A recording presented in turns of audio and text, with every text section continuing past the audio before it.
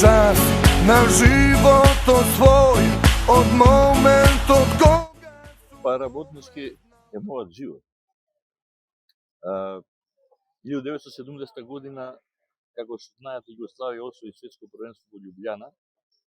И после таа година се почна некако нагло да се појавуваат многу кошеви по сите агли тука во Скопје. Почна да се игра масовно кошарка. Меѓу тие деца бев и ја, како многу мал бев. Така да после на 12 годишна возраст почнав да тренирам во работнички. Мојата љубов беше голема, ме примија на тренинг и моите почетоци навистина беа одлични и бев многу среќен што бев дел од таа пионерска кадетска, како да наречам, екипа. Тренер ни беше Стефан Тодоровски Цефи. Меѓутоа во една ситуација ја повредив раката и морав да паузирам година и пол.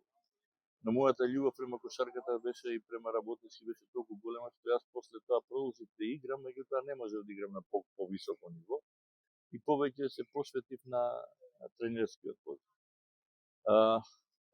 Еден од луѓето кој што многу ми помогна за да постанам тренер беше и починатиот Драган Василов Цепка, кој што беше главен на младите категории во работнички и заедно со него ја водевме школата. И постепено јас ги поминав сите категории, од пионерски, кадетски и јуниорски. Мојата желба толку беше голема што како тренер на јуниори секогаш имавме тренинг пред првата екипа, пред сениорската екипа. Тогаш тренер на сениорската екипа беше Александар Књазев и тој немаше помош. И гледајќи ме секој ден, како секој утро и навечер, јас после мојот тренинг останував да ги гледам тренинзите на сениорската екипа. Еден ден ми пријде, викаме: Марин, те гледам секој ден си на тренинг, ја и така немам помош. Ако сакаш, дојди да ми помагаш. Тоа беше голема пресвртница во мојот живот и мислам дека од тука почнав многу посериозно да се занимавам со кошарка, иако никогаш не сум мислел дека ќе живеам од кошарката и дека ќе станам тренер. Меѓутоа желбата беше преголема и почнав многу повеќе да влагам во себе си, да се усовршувам.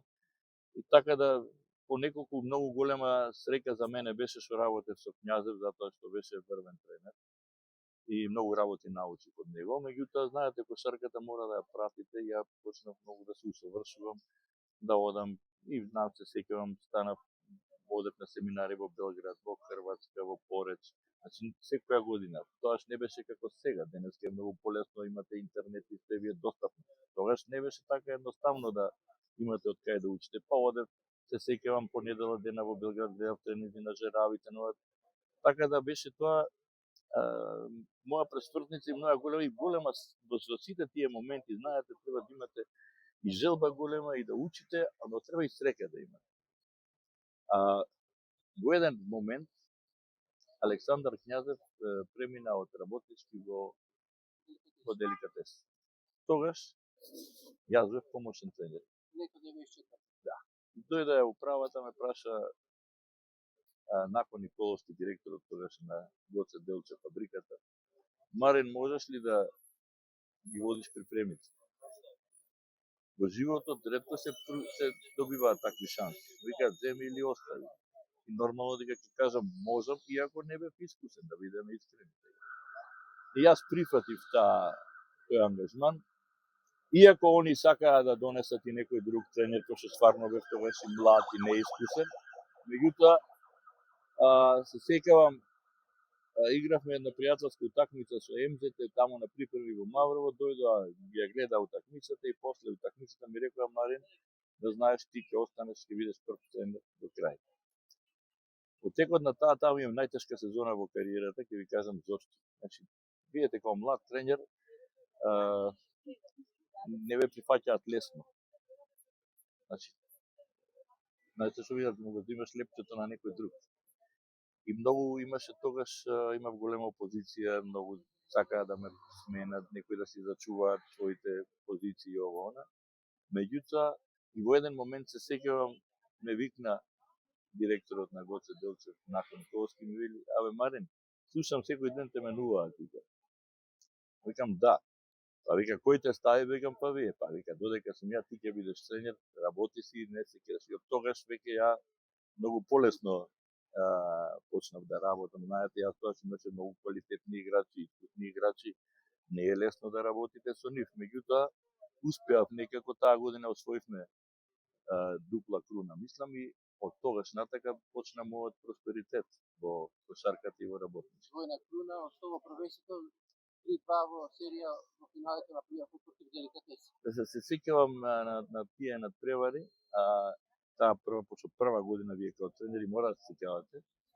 На последниот надпревар салата беше преполна. Реално ние бевме поквалитетни од Деликатес. Ние победувавме дома, они победуваа во Кочани, но ние дома многу полесно одив. Меѓутоа тој петти надпревар има еден амерички кошаркар, Грант се велеше, викаше, скрши кош. Како ја пукна таблата, како ја повлече таблата, како пукна, саат време требаше, еден час требаше да се смени таблата. Веќе еуфоријата спласнуваше, салата, народ беше многу жештина, лизгаво, многу тешко, но сепак освоивме титулата. Тоа можам да кажам дека е една од најтешките титули. Имаше подоцна и други две тешки титули, 3-2 во сериите против МЗС Бос Аеродром 98-99 година, а уште една тешка серија за жал поразот Никол Пеп во 2000-та мајсторката во гостина. Па, видите сега да ви кажам нешто. Во кошарката треба да имаш на моменти и среќа. Знаете, една топка ве дели дали сте добар или лош, да бидеме искрени. Така да, со МЗТ, кога ја освоивме титулата 3-2, таа ми е, може да кажам, најдрага титула, затоа што ние имавме само македонски играчи. И тогаш они беа фаворити. Се сеќавам, првиот надпревар го победивме таму, па они не победија кај нас, па ние 2-2 дојде. На 2-1 за нас не победија во Аеродром, меѓутоа Веселиновски имаше сам шут за тројка. Таа е кошарка, важно ние направивме што можевме да направиме и остана 2-2 и нормално петти надпревар они беа големи фаворити. Но сепак на тој петти надпревар дали притисокот кај нив беше премногу голем. Успеавме да одиграме еден феноменален надпревар и тогаш се сеќавам многу на Емил Рајковиќ, погоди 5 тројки, меѓутоа и другите играчи сите играа одлично и дури многу полесно од очекување. Мислам дека беше и околу 10 разлика заврши. На теророт може да кажам дека таа ми е најдрагата титула. Дали некад може мотивиравте играчите пред Рајковиќ пред тој петти финален надпревар? Па има многу анегдоти околу тој петти надпревар. Се сеќавам дека Игор Михајловски беше нешто повреден и Емил Рајковиќ стварно имаше извонреден шут. И се сеќавам него му викав да му наговестам дека ќе игра, затоа што знаете, сепак млад беше и он тогаш. Чековски прва година играше како прво тиме. И му велев ти ќе погодиш некоја тројка, и он беше така, доста имаше самодоверба, рече да ќе погодам. Но мислам дека многу главен момент беше ова како анегдота, ќе го кажам, но е многу битно од психолошки аспект. Јас не знаев, после 2-2, знаете, тешко е, знаеме дека петти надпревар тешко ќе го победиме. И јас се размислав како побрзо да ги вратам играчите, че по 2 дена се игра веќе петтиот надпревар, а веќе беа паднати психолошки, зашто имавме голема шанса да победиме и да освоиме титула. И јас решив да ги однесов на вечера веднаш после надпревар. И со еден од управата се договорив дека мора да ги вратиме и јас реков јас со вас ќе се кладам дека ние ќе победиме за да ги вратиме играчите, пошто не веруваа веќе дека може да победиме. И ја викам јас ќе се кладам со вас, ќе велам дека ќе победиме, ти ќе викаш нема да победите и ќе се скараме ние и ќе се кладиме во една плата моја ако треба, не знам што. Само да видиме како ќе реагираат играчите. И како така отидовме на вечера, дојде тој дел човекот од управа, онај почнавме јајон да се караме. И јас му велам, ајде се кладиме дека ќе победиме, ние сме подобри, ние они играчите гледа и успеавме уште првата вечер, мене ми беше психолошки да се вратат. Тие уште ги видов уште во очите дека беа веќе вратени психолошки. И ние утредента само направивме нормално како тренер правиш некои мали промени во играта, не може да правите кузне кукави, но на психолошкиот момент беше многу битен. И тој петти надпревар го одигравме одлично. Вие сте познат по тоа што бевте и сте одличен психолошки мотиватор. Дали на психолошката мотивација и колку влијаше тоа што петиот финален надпревар во салата во Јане Сандански беше изнесена општа во боите на работнички. Абе, види сега, дербито меѓу работнички и МЗТ, дали е за титула, дали е првенство, дали има работнички добар тим, дали имало МЗТ добар тим, секогаш биле на високо ниво. И секогаш имало голема инспирација за било која екипа на било кое место да се најде. Значи, еве денеска, например, во денешно мене ми е многу криво што веќе тоа дерби не е она што било на времето. Значи, тоа беа преполни сали. Сега не може да видите преполна сала на дерби меѓу МЗТ и работнички. Значи, многу работи се сменија. Тогаш нормално е дека мотивацијата била голема. Значи, како да кажам, само ќе кажам една друга работа што е многу за мене важна. Навијачите на МЗТ на работнички можеби секој си го гледа својот клуб и секој сака и прави се за да победи на теренот. Меѓутоа сепак имало пак некој однос после тоа. Сега гледам немаат релација таква како што имало на времето. Дали ме разбирате? Значи нормално тогаш и таа овца и не знам што, се било составен дел на тој декор и било убаво на некој си начин да имало интерес преголем. Значи јас сеќавам кога си играл у работнички, луѓето недела дена пред надпреварот и се јавуваат за карти за ова. Денеска не постои тоа. Да, ќе беше преполно. Дали во МЗТ, дали во работнички, од двете страни ќе беше полно. Така да тие, значи, и затоа имаше и повеќе играчи, тогаш да, имаше преголем интерес, се зборуваше многу повеќе за кошарка, денеска никој не збори за кошарка. Се сеќавате ли на тие надпревари во салата Борис Трајковски, кој имаше по 7.000 гледачи, меѓу нив еден од тие надпревари беше финалето на купот, еден од 6 ваши титули во купот, што како тренер на работнички. Па како не е, само што, еве, ќе кажам момент, јас, например, пред тоа не бев тренер на екипата, тоа ја преземав дали неколку дена, дали не можам точно да се сетам, дали 2 недели. Значи, видите, љубовта према работнички секогаш била голема. Значи, не се гледа ни моментот, ни ситуацијата, ни... Значи, имало моменти кога работнички, се сеќавам Фершпет кога напушти, немаше никакви финанси. Па се собравме 5-6 души, да го оставиме работнички во лига и успеавме да биде шести за да не испадне од лига. Па после сите играчи се разотидоа, поигравме со јуниори. Така да не гледате вие секој тренер дали ќе изгубите и дали ќе бидете ова. Значи, знаете каков интерес беше на тој надпревар на финалето МЗТ работнички. Се вие да нормално дека на секој му годи му е убаво да е дел од тој декор. Околу 25 години во животот сте во работнички, победавте во работнички. Што представува за вас работнички, посебно имајќи предвид дека 5 пати како главен тренер се враќавте на книгото. А претходно бевте тренер, додека шеф беше Александар Ќазец, ве двојни книга свој помошен тренер. Видите, ја стално го кажувам ова име на анекдотата, сите се смеат со мене на мојата изрека. Ја велам, не може толку пати да ме сменат, колку ќе може да се вратам. Така да нормално е, јас, например, кај да одам, што и да правам, моите мисли биле во работнички. Јас, например, еве денес, јас сум тренер сега во Куманово. Мојот однос со навијачите со Сити Парк Бојс е одличен. Значи, јас секогаш сум имал со нив феноменален однос. Се формира 97 година да бивате се да. И јас сум бил со нив и како тие дечки растеле и се созревале и како луѓе и како и денеска сме феноменални пријатели. Тие се главната работа во еден клуб. Знаете, сега ќе кажат, а ја како тренер морам да го кажам тоа, многу пати ја имам договор, ја имам ова. Вие ако не живеете со навијачите, ако они не ве поддржуваат, не може да функционира. Тие се покренувачката сила, тие се тие за кои што и ние работиме. Значи не е исто во празна сала да седите и не е исто тие да викнат и да ме бодраат и да ова. Значи без нив не може ништо. Така да мене ми е многу драго, јас што нив имам одличен однос. Да, ја ги чувствам, јас сум со сите нив пријател. Ја и денеска со нив и се слушам и се гледам и без разлика јас со не сум. На утакмица кога ќе дојде тие се против мене, тоа нема љутење тука. Тоа е составен дел, тоа е спорт. Секој сака да победи. Меѓутоа кога ќе заврши, ние сме си тоа што сме биле цел живот.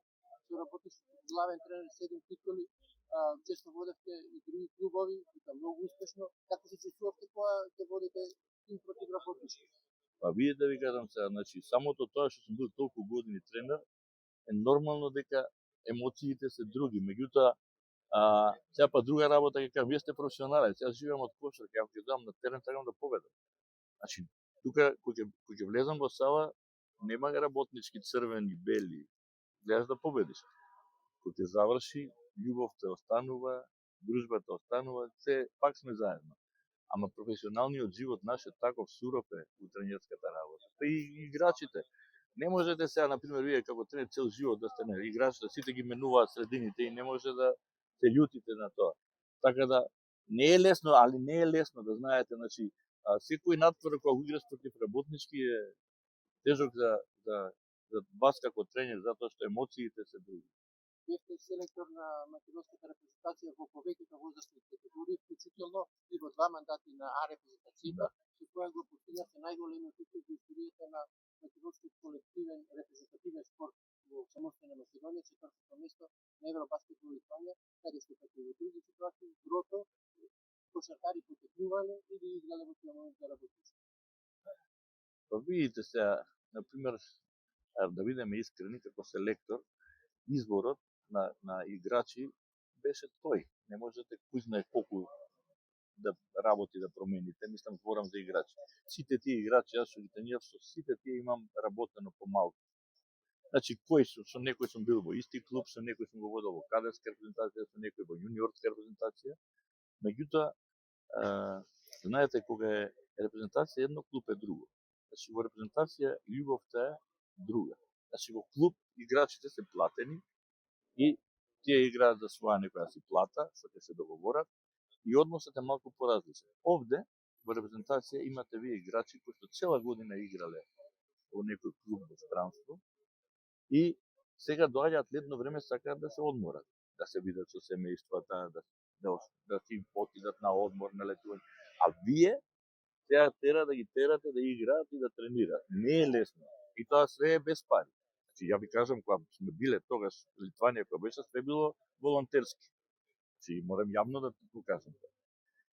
Сега, вие мора со нив да имате некоја релација, мора да имате однос некој, каде што некогаш ќе попуштите нешто, некогаш мора да затегнете, па ќе осетите тоа. Меѓутоа, главното е да постои доверба меѓу вас и играчите.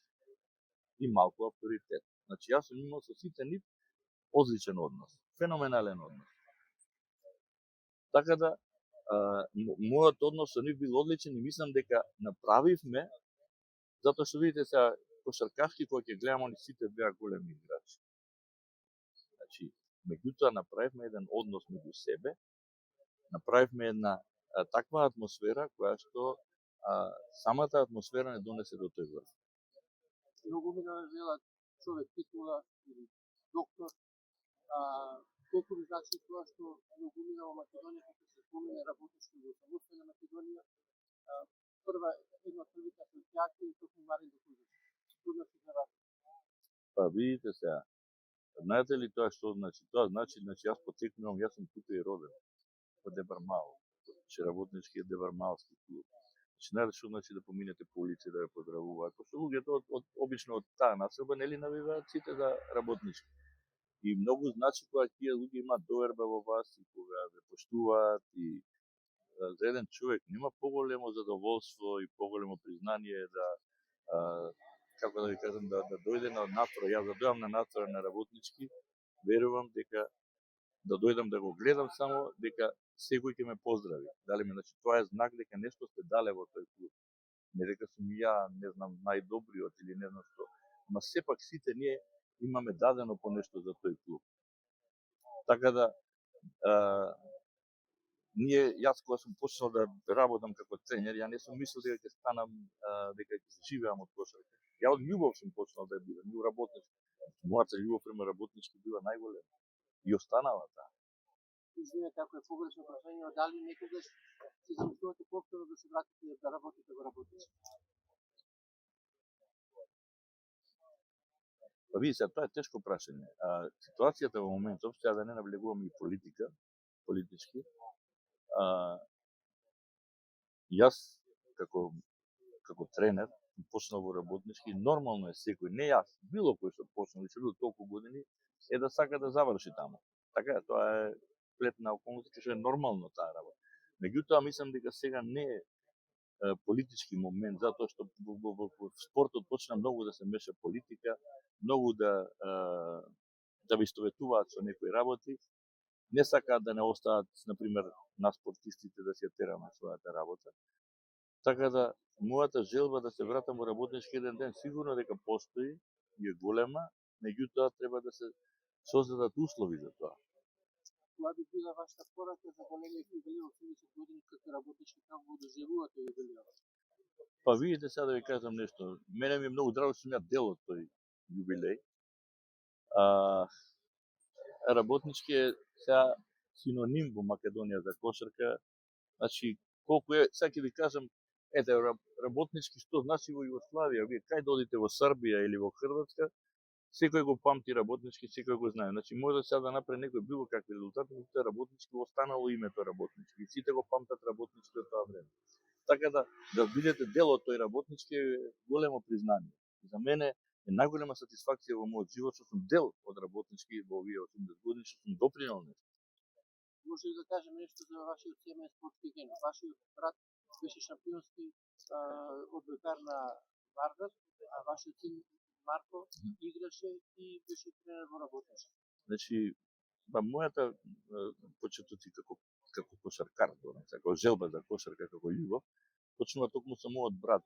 Мојот брат играше одбојка во Вардар и тој е 7 години постар од мене и секогаш ме носеше на тренинзите кога играше одбојка и јас одев да ги гледам нивните тренинзи и во паузата имаше кошеви од страна и јас секогаш се шутирав додека они се тренираа, јас се шутирав на кошевите и од тука почна мојата љубов. Кога ќе земете генерално моето семејство, само ја и он сме спортисти. Там зборам и други роднини, предците, она, нити татко ми, нити мајка ми се занимавале со спорт, да ете 20 имавме голема љубов за кошарка.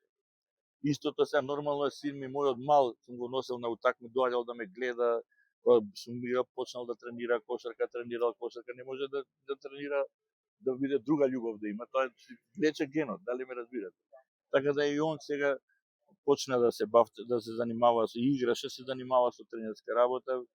Него многу му лежат ете млади категории, многу е талентиран за тие за млади деца. Освен тоа работи како скаутинг и пак како да кажам не фамилиарно сме сите врзани во кошарка. Најтрофеен клубски тренер во самостојна Македонија, но сепак јавноста најмногу веројатно памети по историското четврто место на Евробаскетот во Литванија. Како беше да се биде на дочекот пред околу 150.000 луѓе во Скопје? Па сега ќе кажам една ситуација, јас се сеќавате, првиот натпревар го изгубивме од Црна Гора. Можам да ви кажам дека тактички сме биле најспремни на тој натпревар. Зборам за одбрана. Значи играше Пековиќ, играч кој што многу тешко се чува. И ние одигравме стварно феноменална одбрана на тој натпревар, но на крајот направивме еден ист пропуст. Мислевме дека Перо Антич има 4 лични, а Мекелев дека има 3 лични. На тајм-аутот имаше уште 2-3 секунди до крај и Мекелев ми вели јас ќе го чувам тој Омар Кук има он еден плей, ќе направам фаул за да има продолжение. И ние се договоривме така, окей, ама кога го направи фаулот и така беше продолжеток, тој му бил петти фаул на Мекелев, што е наш тренерски пропуст. После надпреварот такви критики, мислам, тоа беше по тие интернет и по чуда не направива салата, поготово мене и Перо Антич највише. И следниот надпревар победиме со Хрватска. И јас се заклонав дека нема да отворам више социјални мрежи. И ја не отворив ништо до крај. Ни после тоа. Не знаев што се случува. Играчите меѓу себе се комуницираат, нели, ова. Јас, например, кој ќе беше помошници ми беа Маријан Лазовски и Маријан Сабиновски, и ми викам нема ми зборите ништо. Не ме интересира ништо. Не се. Ама или победувавме после тоа, еуфорија се направи. Не ме интересира ништо. Затоа што концентрацијата да ми биде на надпревар и ако почнете да читате, ќе се разболите од тоа. И јас не знаев што се случува. Например, кога слетавме од Скопје, искрен да бидам, овие знаеа некои, ни се јавија од Скопје, дали сакаме утре да стигнеме утредента вечер да пратат авион. Играчиве требаше некој еден ден имаа слободен и мора да си одат по своите клубови. Сите викаат, не, утре са бали да се ние веќе 20 дена таму главата ви дури не може да издржиш психички више. Бај чекаме се врат. Не, викам, ама нема да биде спремни за дочек. Кој дочек, ние бевме многу тажни што изгубивме од Русија, имавме шанса да победиме и ние бевме и разочарани, искрен да бидам. Нели народот е и браво, 4-то место, ама медалата ти е на дофат. И бевме разочарани, ние не бе дај утре да и тоа, отидовме у Скопје, кога видовме тоа чудо беше. Се сеќавам, идеше автобусот од аеродром навака, луѓе по трактори качени, мафта. Тоа нешто, не знам, не се доживува.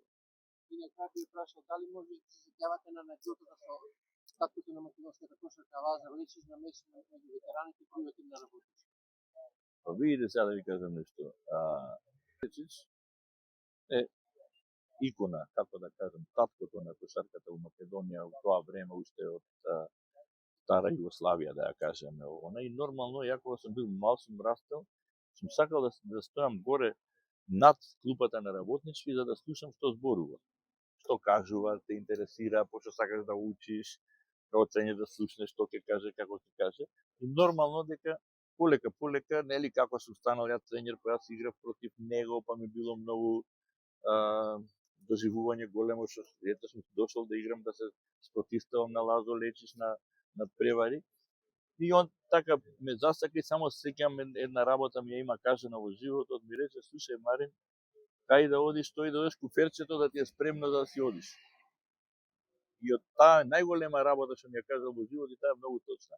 Тренер секојаш мора да е спремен да си оди, затоа што 2-3 утакмици ако изгубите, веќе знаете како е, може да смениш еден играч, после веќе мора да преземете одговорност, оди тренерот. И така да тоа и се сеќавам тогаш на тој надпревар, седевме заедно и имам многу искуство собрано од него, многу разговори имам правено, до последно додека беше жив со него, стално бевме во комуникација. Благодарам многу. Фала и на вас, благодарам.